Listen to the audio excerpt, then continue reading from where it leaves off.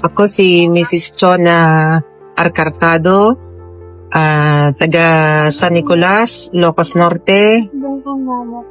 Meron akong konting negosyo.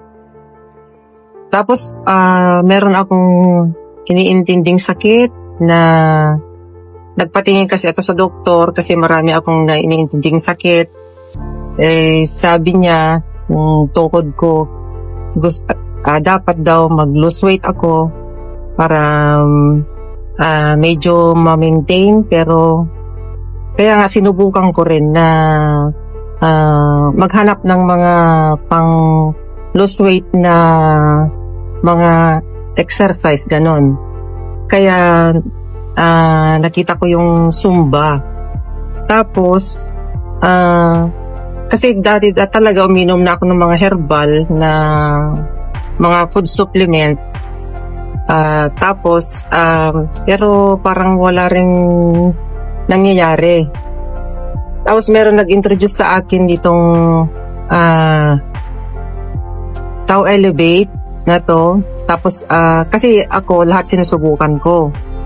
Sinubukan ko to, minom ako ng mga 2 weeks, more than 2 weeks ganun. Sawa ng Diyos, para nung nagsusumba kasi ako, nung nagpa-doktor kasi ako, sabi ng wag kang tatalon, mag-jump o mag-running, sabi niya. Kasi hindi pwede sa health mo yan, sabi niya. Pero kaya nga, nung sinubukan ko yung itong Tau Elevate, kasi yung nga nag-introduce sa akin, sawa ng Diyos naman, mga 2 weeks sigurong minom ako nito.